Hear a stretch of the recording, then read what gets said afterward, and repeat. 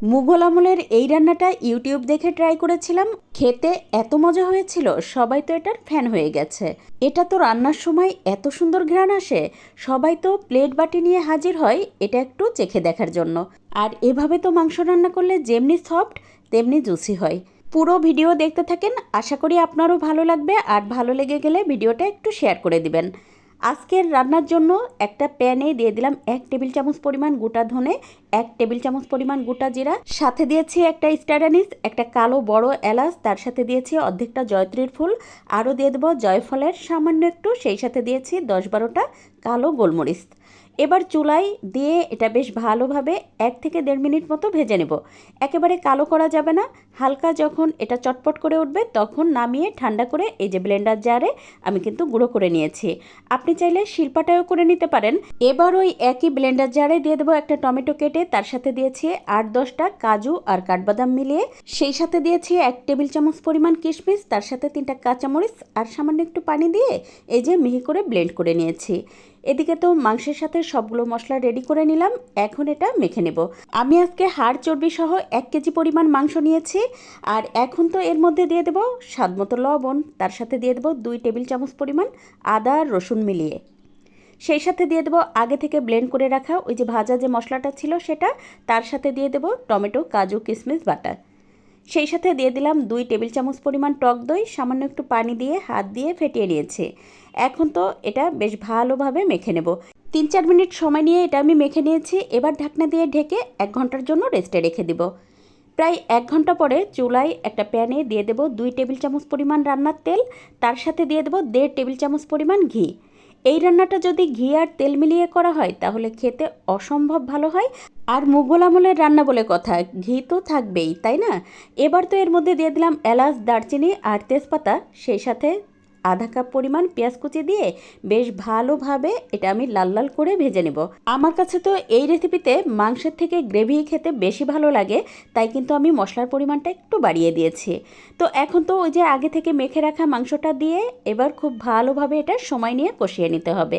তো এখন তো ঢাকনা দিয়ে ঢেকে চুলার আঁচ মিডিয়াম রেখে বারবার নেড়ে নেড়ে এটা কষিয়ে নেব। আর এভাবে কিন্তু পানি ছাড়া নেড়ে দিয়ে রান্না করে নেব পুরো মাংসটা সিদ্ধ হওয়া পর্যন্ত।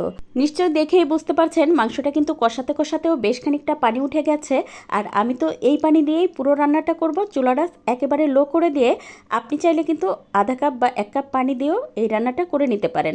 আচ্ছা, এই তো প্রায় 1 ঘন্টা মতো রান্না করে নেওয়ার পরে দেখলেনই তো মাংসটা পুরোপুরি রান্না করা হয়ে গেছে আর একদম সফট হয়ে গেছে।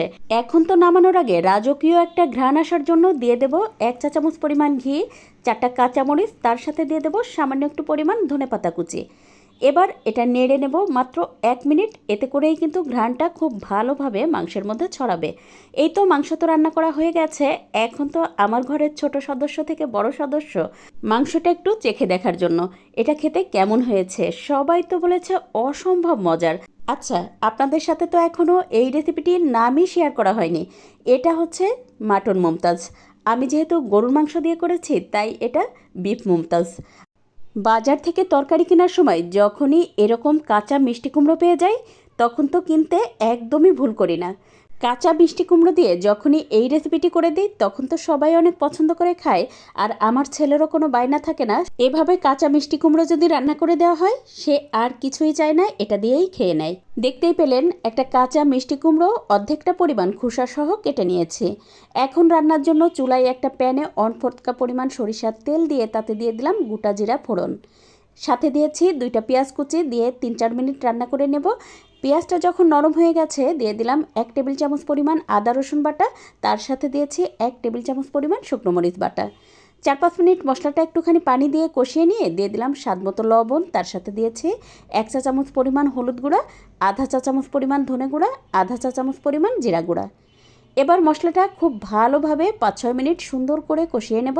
যে কোনো রান্নায় মশলাটা যদি অনেক সুন্দর করে কষিয়ে নেওয়া যায় তাহলে সব রান্নাই কিন্তু খেতে বেশ ভালো লাগে।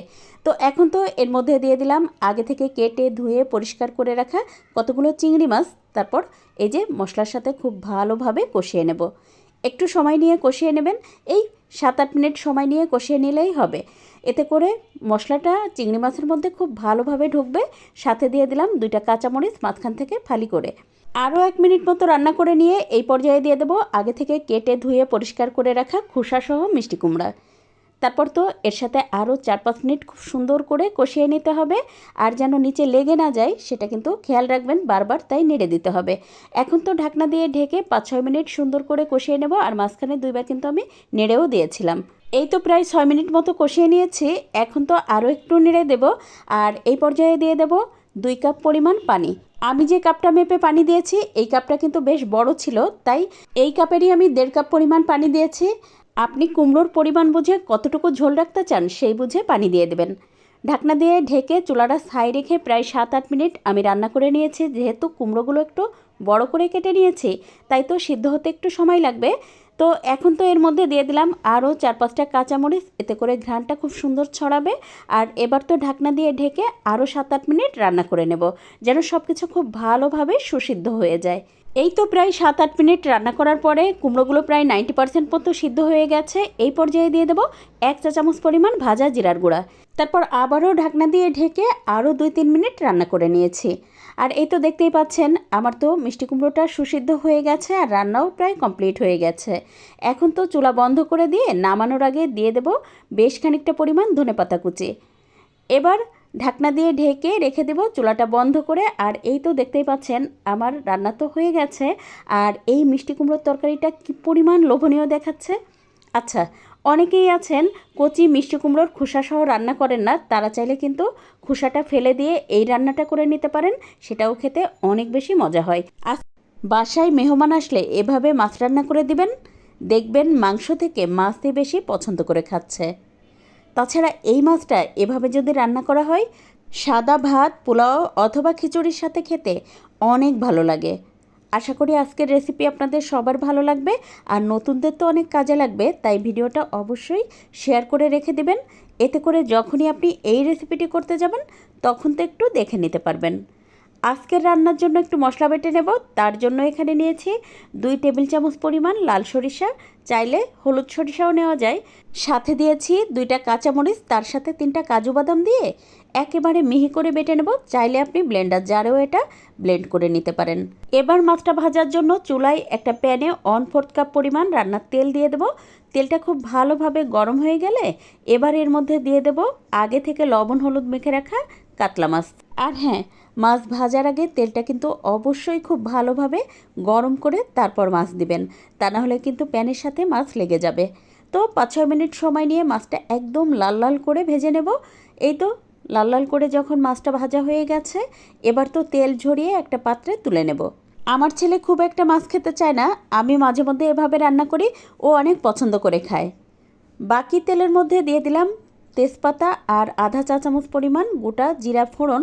10 সেকেন্ড মতো ফোড়ন তুলে নিয়ে এবার তো এর মধ্যে দিয়ে দিলাম 3টা পেঁয়াজ বাটা। তারপর 2-3 মিনিট খুব ভালোভাবে পেঁয়াজটা কষিয়ে নেব। এখন এর মধ্যে দিয়ে দেবো 1.5 টেবিল চামচ পরিমাণ আদা রসুন বাটা, 1 টেবিল চামচ পরিমাণ শুকনো মরিচ বাটা।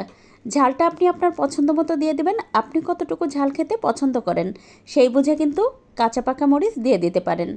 এখন 5-6 মিনিট মশলাটা কষিয়ে নিয়ে দিয়ে দিলাম স্বাদ মতো লবণ, 1 চা চামচ পরিমাণ হলুদ গুঁড়া, আধা চা চামচ পরিমাণ ধনে গুঁড়া, আধা চা চামচ পরিমাণ জিরা গুঁড়া। এবার চুলার আঁচ মিডিয়াম রেখে মশলাটা 4-5 মিনিট খুব সুন্দর করে কষিয়ে নেব, যেন কোনো মশলার কাঁচা গন্ধ না আসে। এখন এর মধ্যে দিয়ে দেবো 1.5 কাপ পরিমাণ পানি। ঝোলের জন্য আপনি কতটুকু পানি রাখতে চান সেই বুঝে পানি দিয়ে দেবেন। তো আমি আজকে যেহেতু অল্প মাছ রান্না করছি তাই তো 1.5 কাপ পরিমাণ পানি দিয়েছি। 2-3 মিনিট জাল করে নেওয়ার পরে ঝোলটা বেশ ভালোভাবে ফুটে উঠেছে। এই পর্যায়ে দিয়ে দিলাম আগে থেকে ভেজে রাখা মাছ, আর দিয়ে দেব আগে থেকে ওই যে সরিষাটা বেটে রেখেছিলাম সেটা। আমি সরিষাটায় 2 টেবিল চামচ পরিমাণ পানি দিয়ে তারপর গুলিয়ে নিয়ে এখন তো দিয়ে তারপর ঢাকনা দিয়ে ঢেকে 5-6 মিনিট রান্না করে নিলাম। এখন ঢাকনাটা তুলে একটুখানি আলতো করে নেড়ে দেব আর দিয়ে দেবো 5-6টা কাঁচামরিচ। ঢাকনা দিয়ে আরও 3-4 মিনিট রান্না করে নেব। আর নিশ্চয়ই দেখেই বুঝতে পারছেন ঝোলটা বেশ খানিকটা পরিমাণ শুকিয়ে গেছে। তো আমি আজকে মাখা মাখা ঝোল রাখবো, তাই কিন্তু আমি এতটুকু পরিমাণ করে নামিয়ে নেব। এখন তো নামানোর আগে দিয়ে দিলাম বেশ খানিকটা পরিমাণ ধনেপাতা কুচি। আর 1 মিনিট মতো রান্না করে নিয়ে চুলা বন্ধ করে দেব।